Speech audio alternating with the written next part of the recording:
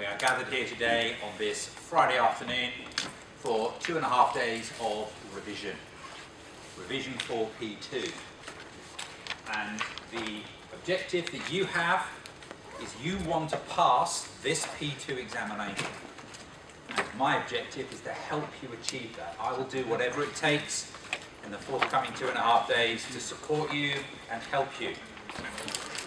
If, when I am talking, I am going slowly and you understand what I'm saying and you're basically happy with it, enjoy that moment. If I'm explaining something and when I have finished you're still not clear, don't be shy. Yeah? Attack me. Ask me questions. There will be no scolding. Yeah? I want to support you. So if we're looking at an area and there's something that you're not quite right about, talk to me. Just speak to me. Yeah? See me in the break, see me afterwards. But sometimes it's best at the time because you will not be the only one. You will not be the only one. Those of you who don't know me, please just call me Tom. I don't live in Malaysia, you know that. Yeah, you know that. I'm not Malaysian, I don't live here. But that doesn't stop me continuing to support you and to understand how you're getting on. You have my email address. Alright? You have my email address. Some of you are using it anyway. There it is. So today's Friday. I have been approached by some students who are not here because they will be at prayers. So they will be arriving late. And that's fine. That's not a problem. So I will, why am I telling you this? Because you're here. But the bits they will miss, I will tack on at the end.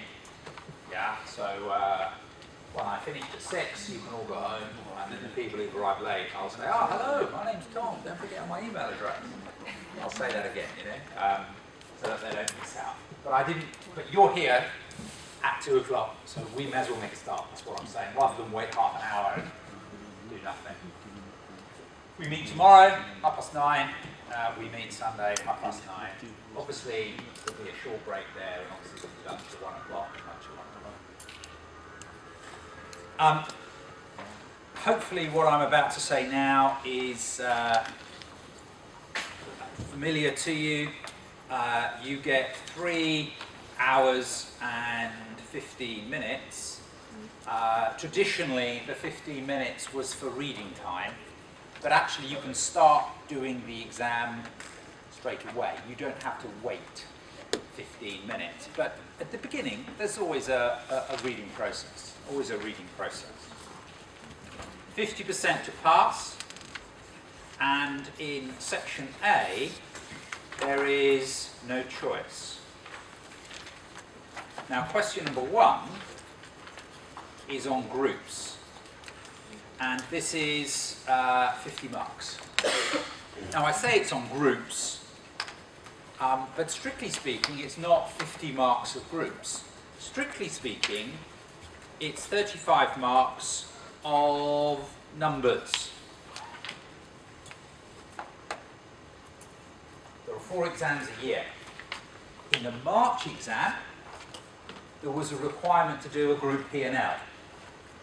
And that's a relatively unusual thing. Yeah? Because normally he asks balance sheets, and occasionally he asks cash flows. And it's about preparing them for 35 marks. Number crunching question for 35 marks. Of those 35 marks, as we will see, not necessarily all of them are specifically to do with groups. So there can be normally about 10 marks for dealing with other accounting issues, which strictly speaking are not consolidation. As a rule, you do this well. Yeah? As a marker, and as somebody who reads the examiner's reports, now I'm no longer a marker, my experience is the number crunching side of it is okay. Yeah? The other part of the paper is 15 marks, and one of these will be on an accounting issue, and the other will be relating to ethics. Ethics always comes up. Ethics always comes up. And it comes up in a relatively simple way, where we're applying ethics. It's not about theory. It's not like P1. Yeah? It's in an accounting context. So there will be a few marks that we can pick up on ethics. Obviously, writing. Now, when it comes to section B, in section B, you get to do 3 from 2. How can you do 3 from 2? You get to do 2 from 3. And question 2 and question 3 are a similar issue, and they're a mix of standards. And this is about application. This is about application. And we'll look at quite a few of these questions. And what these questions have is they are broken down into normally 3 separate problems. So you've got a 25-mark question, and you've got a part A, a part B, and a part C. And each of those parts are dealing with a bespoke, dealing with a different accounting problem. And what you're normally finding is that you are able to answer that question by regurgitating a definition. So if it's about an investment property, you define an investment property. If it's about deferred tax, you talk about temporary differences, you know. If it's about provisions, you talk about the 3 conditions. But then you need to apply it. Yeah? You need to take the information from the question, apply it, and come to some conclusion. Not normally done very well.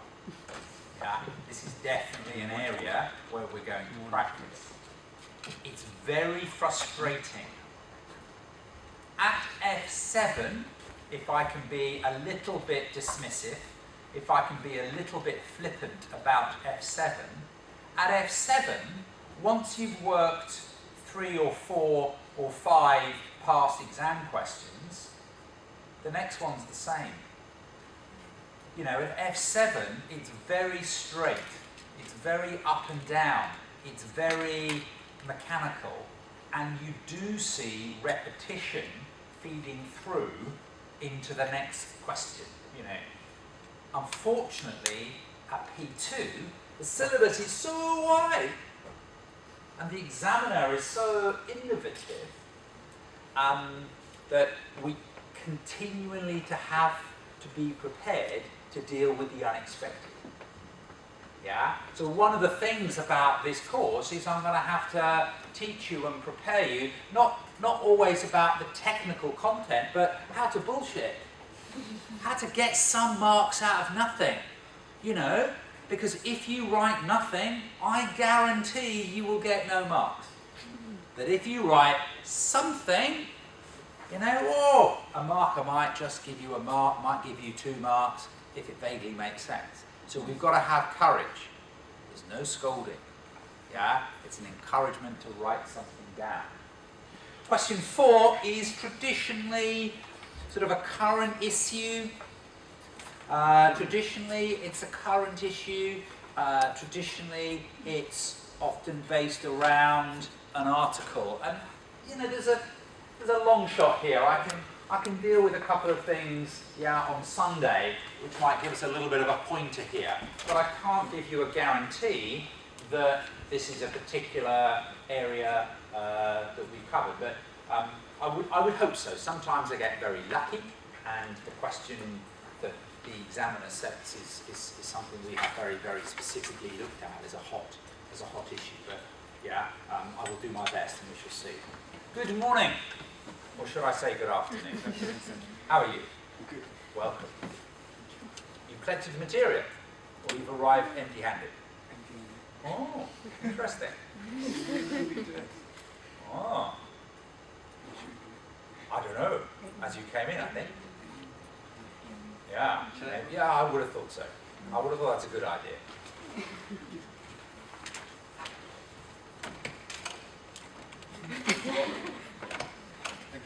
Right.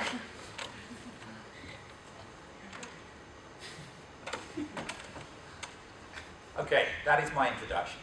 That's quite a long introduction. Yeah, because I just want to get on with it now. Yeah, and part of it is about me doing work, but I'm hoping that I can get you to do some work as well. All right. We have our revision material. They're going to get their revision material. I noticed they're arriving very empty-handed.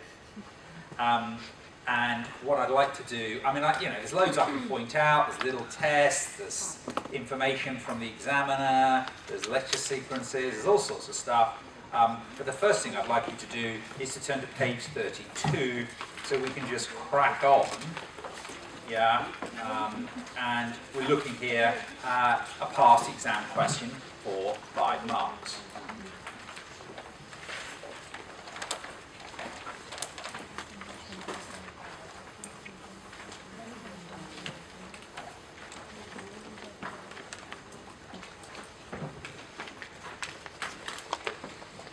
Page 32.